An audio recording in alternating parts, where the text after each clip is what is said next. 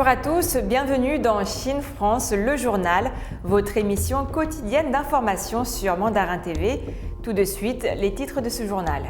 Shanghai renforce ses aides aux personnes âgées et aux ménages à faible revenu face à la résurgence de la Covid-19.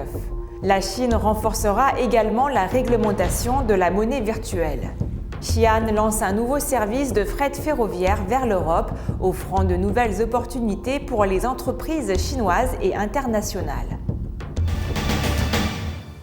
Shanghai a redoublé d'efforts pour offrir une assistance à sa population à faible revenu et aux personnes âgées vivant seules face à la résurgence de la Covid-19 dans la ville, ont déclaré vendredi les autorités locales lors d'une conférence de presse.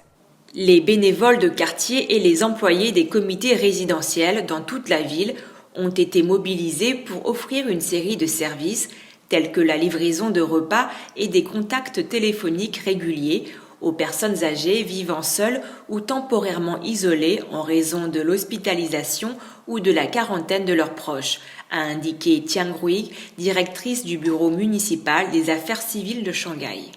Pour les familles à faible revenu, le bureau a appelé à un paiement intégral et attend des allocations de subsistance minimum et à la fourniture d'aliments, de produits de première nécessité et de matériel de prévention contre la Covid-19, a-t-elle poursuivi.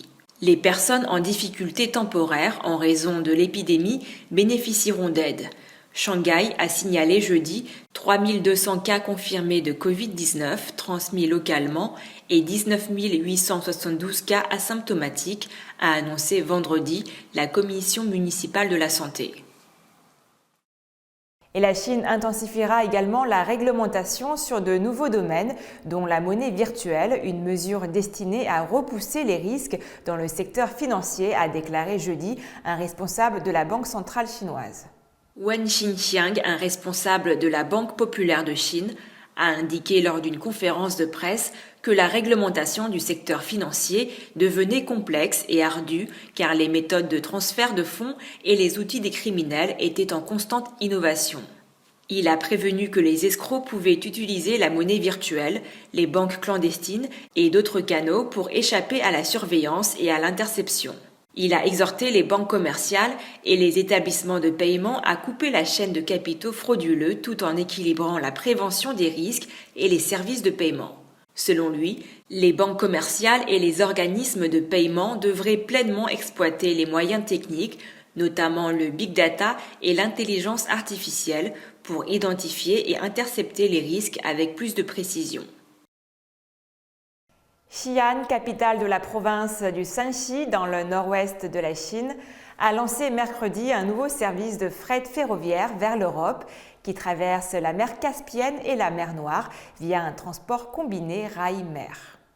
Plusieurs pays d'Europe centrale et orientale peuvent être desservis par cette nouvelle voie de transport ferroviaire et maritime.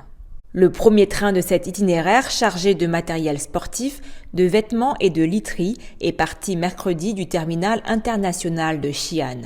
Le train traversera le Kazakhstan, l'Azerbaïdjan, la Roumanie, la Hongrie, la Slovaquie et la République tchèque avant d'atteindre finalement Mannheim en Allemagne, couvrant une distance totale de 11 300 km.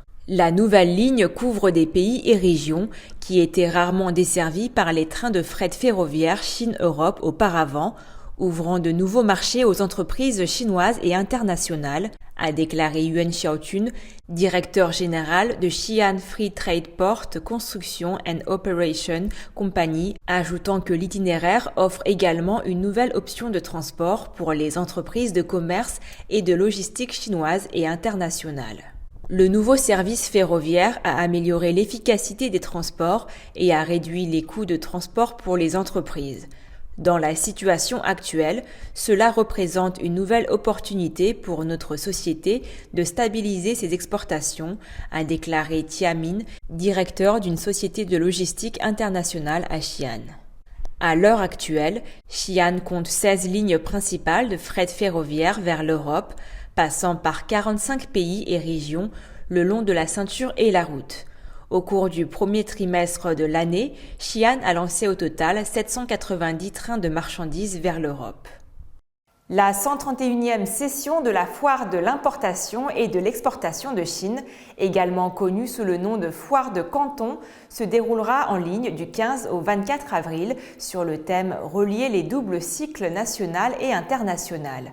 Cette année, la Foire de Canton a déjà été suivie avec enthousiasme par les fournisseurs et les acheteurs. Environ 25 500 entreprises domestiques et étrangères participent à la foire et ont téléchargé plus de 2,9 millions d'objets d'exposition, parmi lesquels plus de 900 000 nouveaux produits et 480 000 objets écologiques à faible émission de carbone. C'est la fin de votre journal. Merci à tous de l'avoir suivi. Vous pouvez vous abonner à la chaîne YouTube de Mandarin TV simplement en cliquant sur s'abonner en bas à gauche de la vidéo. Et vous pouvez également penser à activer la petite clochette de notification pour ne rien rater. Très belle journée ou très belle soirée à tous.